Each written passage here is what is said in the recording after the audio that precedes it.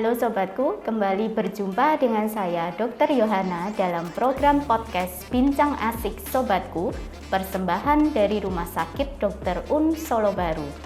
Sobatku, nyeri sendi seringkali kita jumpai dalam kehidupan sehari-hari, terutama pada kalangan yang berusia lebih dari 45 tahun. Dan nyeri sendi ini seringkali disalah tafsirkan sebagai penyakit asam urat di masyarakat. Di episode Bincang Asik Sobatku kali ini, kita akan membahas seputar artroskopi yang bisa digunakan baik sebagai deteksi maupun tata laksana untuk berbagai gangguan pada persendian. Dan bersama saya saat ini sudah hadir seorang narasumber. Beliau adalah pakar dari artroskopi, yaitu Dr. Asep Santoso, spesialis ortopedi, konsultan hip and knee, magister kesehatan. Dr. Asep, selamat pagi. Selamat pagi, Dr. Selamat datang, Dok, di Bincang Asik Sobatku. Terima kasih. Bagaimana kabarnya, Dok? Alhamdulillah, sehat-sehat. Gimana, Dr. Yohana? Sehat juga, sehat, Dok. Ya? Okay. Kita juga semangat selalu ya, Dok.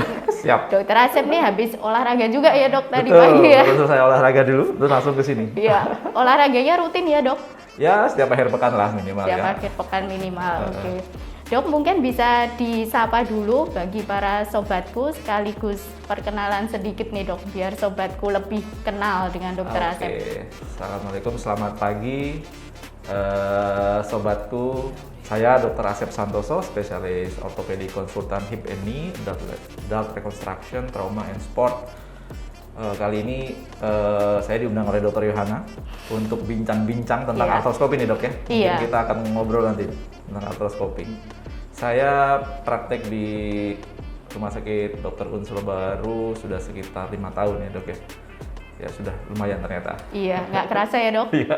Sudah banyak pasien yang ditolong juga nih, Dok. Ya sudah cukup banyak kasus ya yang Iya. kita tangani ya terkait sport, artroskopi juga di Rumah Sakit Dr. Un Solo Baru. Termasuk yang saat ini sering jadi problem juga karena banyak yang gowes juga nih, Dok. Wah, betul. Nah, ya spot injury juga ya, Dok. Sport injury karena Kasusnya goes, meningkat ya, Dok. karena olahraga sepak bola bermacam-macam ya, basket lah, volleyball segala macam. Iya, baik. Nah, Dr. Asep, mungkin bagi para sobatku banyak yang belum kenal nih, Dok. Ya. Bahkan mungkin mendengar aja belum pernah, Dok. Artroskopi ini apa sih, Dok, sebenarnya? Ya. Untuk sobatku ya. Jadi artroskopi itu adalah salah satu prosedur di bidang ortopedi ya. Prosedur pembedahan di bidang ortopedi yang mana dilakukan secara minimal invasif ya. Kita sebut minimal invasif karena memang irisannya sangat kecil, yaitu hanya sekitar 1 cm sampai 2 cm saja. Di mana tujuannya adalah untuk mendeteksi ya atau mendiagnosis kelainan sendi, termasuk juga untuk sekalian menangani kelainan-kelainan pada sendi yang sedang kita lakukan artroskopi tersebut. Ya. Nah, sendinya yang bisa ditangani dengan artroskopi ini apakah semua sendi atau hanya sendi tertentu aja, Dok? Iya, betul. Jadi pada dasarnya artroskopi itu kebanyakan sendi di tubuh kita bisa dilakukan artroskopi, ya kebanyakan. Ya. Tapi memang artroskopi terutama dilakukan terhadap sendi-sendi besar ya, seperti sendi bahu ya, shoulder, kemudian sendi siku, pergelangan tangan juga bisa. Kemudian kalau saya sendiri lebih berfokus ke sendi pinggul, sendi lutut ya, yang paling banyak memang sendi lutut, kasus-kasus yang perlu tindakan artroskopi. Selain itu sendi ankle pun bisa dilakukan prosedur artroskopi. Ya. Jadi mostly adalah sendi di anggota gerak ya? Iya, betul, sendi di anggota gerak ya, dan sendi-sendi besar terutama yang dilakukan artroskopi itu. Iya. Nah, kalau bicara tentang sendi-sendi yang tadi disebutkan Dr. Asep, biasanya kasus-kasus penyakitnya contohnya apa nih, Dok, yang bisa dilakukan artroskopi, Dok? Ya, jadi berbagai kelainan ya di sendi yang bisa kita lakukan prosedur artroskopi tersebut ya, mulai dari peradangan sendi ya, kemudian pengapuran, kemudian bahkan juga infeksi gitu ya, bisa dilakukan prosedur artroskopi. Memang indikasi paling banyak di mana kita melakukan prosedur artroskopi adalah terkait cedera olahraga. Cedera olahraga tersebut menyebabkan cedera pada berbagai struktur yang ada di dalam sendi ya. Bisa tulang rawannya, kemudian bantalan sendi atau sering kita sebut meniskus kalau di lutut. Atau juga adalah kelainan pada ligamen, cedera pada ligamen, robekan ligamen atau ligamennya putus, itu juga merupakan salah satu indikasi untuk dilakukan prosedur artroskopi. Ya.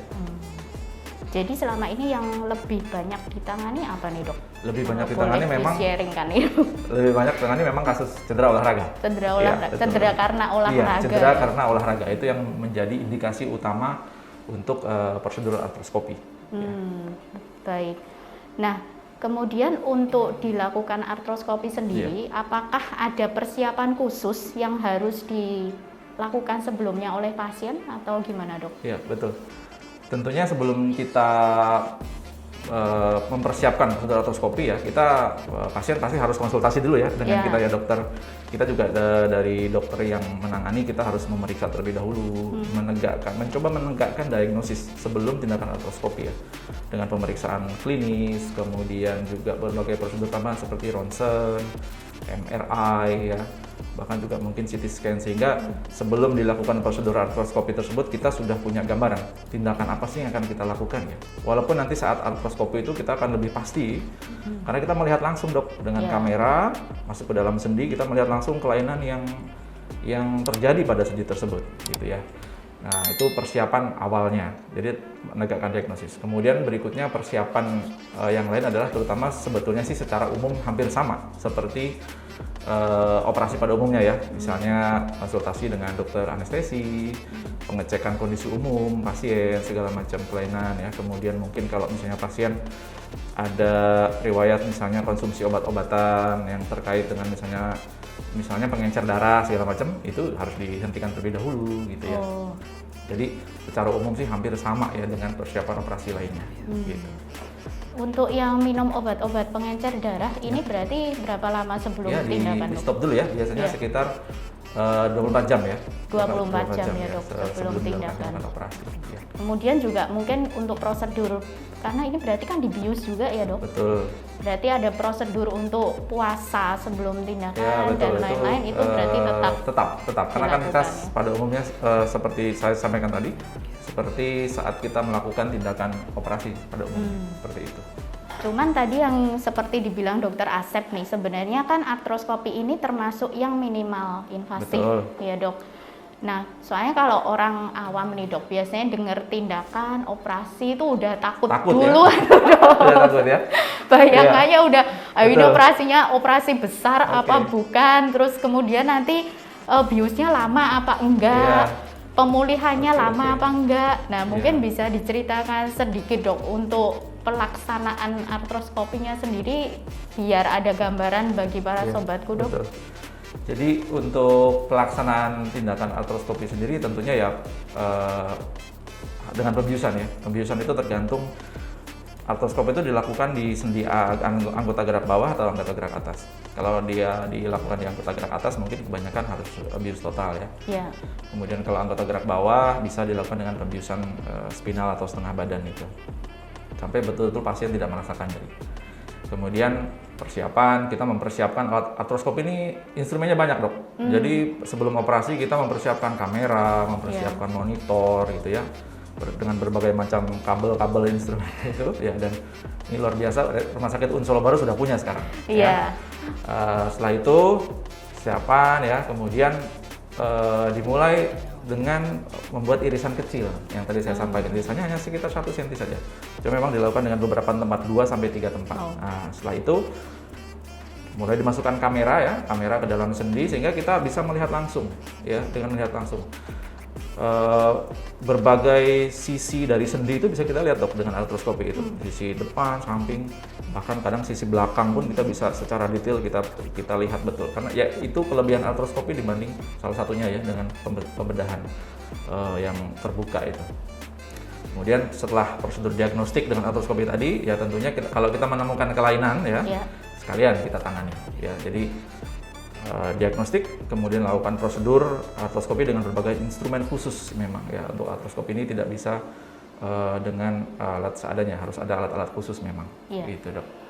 Setelah itu tindakan selesai ya, luka kita tutup kembali. Luka-luka kecil tadi biasanya ya hanya 1 jahitan kecil-kecil gitu dok. Setelah itu prosedur dilakukan memang untuk durasinya berbagai macam ya. sekitar kasusnya ya tergantung kasusnya ya. Kalau dia multiple ligamen yang paling ringan ya kadang 30 menit cukup. Oh, Ya. cepet ya. Kalau misalnya rekonstruksi ACL ya sekitar 1 jam sudah selesai ya. Kalau ternyata ligamen yang ditangani banyak ya bisa sampai 2 jam. Nah, berarti tadi kan sudah sempat disebut nih oleh Dokter Ya, Asep ada ya. beberapa benefit Yes. saat dilakukan artroskopi dibanding dengan pembedahan konvensional ya Dok. Ya. Kalau boleh diceritakan lagi benefit yang lain apa lagi nih Dok? Nah, ya betul nih. Ini informasi yang penting sekali nih yang harus kita Iya. sampaikan ya. Kenapa sih kita memilih prosedur artroskopi kalau mengalami gangguan sendi ya? Karena artroskopi ini memiliki kelebihan yang banyak ya, kelebihan yang banyak. Nomor satu tadi tentunya karena kita dilakukan secara minimal invasif ya, karena sering juga disebut sebagai keyhole surgery karena lubang anunya kecil gitu ya, Kecil irisannya sekali, kecil. ya, Dok. Sehingga dengan irisan yang kecil tersebut mulai dari tindakannya lebih simpel ya, kemudian juga irisannya kecil berarti kan perdarahan lebih minimal ya, kemudian juga prosedur bisa dilakukan lebih cepat ya, kemudian nanti yang paling penting adalah apa yang pasien rasakan itu terutama nyerinya lebih minimal ya, kemudian juga recovery pasca operasi juga bisa lebih cepat gitu dok. Jadi pasien akan lebih nyaman dibandingkan kalau misalnya operasi lutut dengan pembedahan besar gitu ya, irisannya besar, itu nyerinya lebih hebat, perdarahan lebih banyak, recovery pun akan lebih lama biasanya gitu. Jadi artroskopi memang kelebihannya sangat banyak. Jadi kenyamanan pasien Betul. pos tindakan itu jauh lebih nyaman mungkin ya Dok, dengan recovery yang lebih cepat, rasa nyeri yang jauh lebih minimal Betul. dibanding metode konvensional. Ya. Itu yang menjadikan artroskopi ini memiliki banyak keunggulan tadi ya Dok.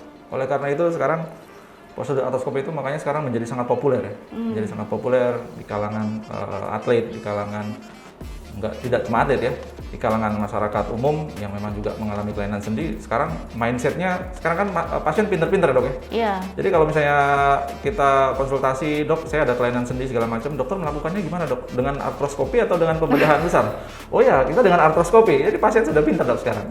Gitu dok. Dan kita Sudah ngerti ada metode ya. baru yang Betul. tadi lebih banyak benefitnya ya Dok. Dan syukur alhamdulillah Rumah Sakit Un Solo Baru sudah punya. Iya, kita sudah bisa menangani gangguan sendi dengan metode artroskopi ya Dok. Iya. Iya. Nah, kemudian yang terakhir nih Dokter Asep, bisa berbagi tips dan trik bagi para sobatku nih untuk menjaga kesehatan sendi ini gimana Dok? Oh iya, betul. Terutama yang senang-senang olahraga ya. Menjaga kesehatan sendi itu memang ada banyak hal ya. Tapi mungkin nomor satu yang paling penting itu kita harus menyesuaikan umur dok. Menyesuaikan umur ya. Ya sehingga kita nomor satu itu sebetulnya memang kita sangat penting untuk berolahraga ya, untuk berolahraga untuk menjaga vitalitas ya. Tapi juga kita harus menyesuaikan dengan kondisi yang kita alami ya. Misalnya kalau kita masih muda ya olahraganya yang berat, high impact itu masih boleh. Tapi ketika kita usianya sudah beranjak lebih lanjut ya, misalnya usia 40-50 ke atas ya, kita harus menghindari olahraga-olahraga yang high impact, misalnya lari jarak jauh atau mungkin seperti sepak bola, seperti itu harus juga dihindari ya, karena itu sangat memberikan tekanan yang sangat kuat terhadap sendi dan itu bisa memicu cedera. Itu nomor satu itu. Yang kedua, jadi kita menyesuaikan olahraganya ya, Iya, menyesuaikan jenis olahraga dengan umur gitu ya. Kemudian yang kedua adalah tentunya pemanasan ya. Banyak yang mengalami cedera olahraga pada sendi itu adalah karena kurangnya pemanasan. Pemanasan itu tujuannya untuk menguatkan otot di sekitar sendi ya, sehingga dia ototnya kuat ketika kita sudah berolahraga misalnya. Dengan otot yang kuat itu bisa mencegah cedera-cedera pada ligamen misalnya. Ya, dengan posisi yang tidak tepat, kalau ototnya masih belum siap, dia ligamennya yang cedera. Tapi kalau ototnya sudah kuat, sudah siap, dia akan terhindar dari cedera. Gitu. Kemudian berikutnya adalah tentunya ya kita untuk menjaga kesehatan sendi kita harus menjaga nutrisi yang baik ya. Sendi itu dia butuh protein ya, jadi kita harus konsumsi protein yang cukup. Kemudian juga vitamin ya, vitamin C itu bagus sekali untuk kolagen dan tulang rawan di sendi ya dok. Jadi mungkin juga boleh juga dikonsumsi obat-obat seperti suplemen untuk kesehatan sendi. Saya kira itu dok. Itu boleh ya dok? Boleh. Terus sebaiknya di umur berapa nih dok mulai mengkonsumsi suplemen-suplemen untuk kesehatan sendi nih dok? Iya, itu sebetulnya tergantung keluhan juga dok ya. Tergantung keluhan dan juga tergantung seberapa berat olahraga yang memang kita rutin. Ada orang yang usia 40-50 masih masih rutin berolahraga, ada dok ya, seperti itu. Nah kalau memang dirasa itu olahraga yang dilakukan itu memang rutin dan impact terhadap sendi itu cukup berat ya, di usia 40 sudah mulai perlu untuk dilakukan, karena di usia tersebut sudah mulai sendi itu udah mulai awal-awal mengalami apa istilahnya degenerasi atau penuaan, sehingga suplemen-suplemen sendi itu mulai diperlukan. Mulai gitu, aus gitu ya dok? Betul, begitu dok. Jadi bagi para sobatku yang sudah mulai menginjak usia 40 ke atas, ya dok. Nah ini mulai boleh mengonsumsi siap, ya dok boleh. untuk tambahan suplemen untuk memberikan nutrisi bagi sendi ya dokter Asep. Baik. Oke, terima kasih banyak dokter Asep untuk penjelasannya terkait dengan artroskopi dok. Nah bagi para sobatku yang kebetulan juga mengalami gangguan atau keluhan pada persendian, nanti bisa langsung konsultasi dengan dokter Asep Santoso. Beliau ada praktek di Rumah Sakit Dr. Un Solobaru setiap hari Senin dan Rabu mulai jam 16. Dan jikalau nanti dari hasil pemeriksaan ternyata sobatku memerlukan tindakan untuk artroskopi, Rumah Sakit Dr. Un Solobaru juga sudah bisa memfasilitasi nanti dokter Asep yang akan mengerjakan artroskopi di sini. Jangan lupa like dan share video ini. Harapan kami, video ini dapat memberikan banyak manfaat bagi masyarakat luas. Jangan lupa juga untuk follow akun Instagram serta subscribe channel YouTube Rumah Sakit Dr. Un Solobaru, sehingga sobatku tidak ketinggalan mendapatkan update informasi terkait konten-konten edukasi kesehatan maupun layanan yang terkini dari kami. Tetap semangat, salam sehat, dan salam teduh untuk sembuh. Alat artroskopi ini dilengkapi dengan kamera, sumber cahaya, dan juga monitor, sehingga saat pemeriksaan dokter dapat melihat tulang rawan, ligamen, dan seluruh struktur yang ada di dalam sendi. Selain digunakan untuk memeriksa sendi lutut, alat artroskopi ini juga dapat digunakan untuk memeriksa sendi-sendi lainnya, seperti sendi ankle, sendi panggul, sendi bahu, sendi siku, atau sendi-sendi kecil lainnya. Alat artroskopi ini memiliki dua fungsi sekaligus, yakni mendiagnosa permasalahan sendi yang seringkali tidak terdeteksi oleh alat diagnostik lainnya. Sekaligus juga dapat melakukan penanganan terhadap kelainan-kelainan tersebut.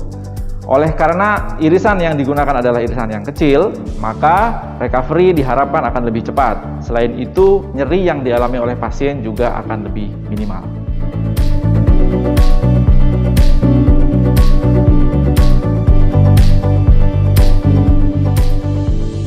Prosedur artroskopi ini biasa digunakan untuk melakukan terapi terhadap berbagai kelainan sendi seperti peradangan sendi, kekakuan sendi, robekan ligamen, gangguan pada tulang rawan atau bantalan sendi.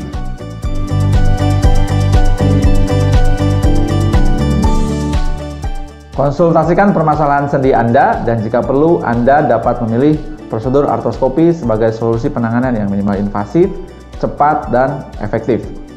Saya, Dr. Asep Santoso, spesialis ortopedi konsultan hip and knee di Rumah Sakit Dr. Un Solobaru. Terima kasih. Salam teduh untuk sembuh.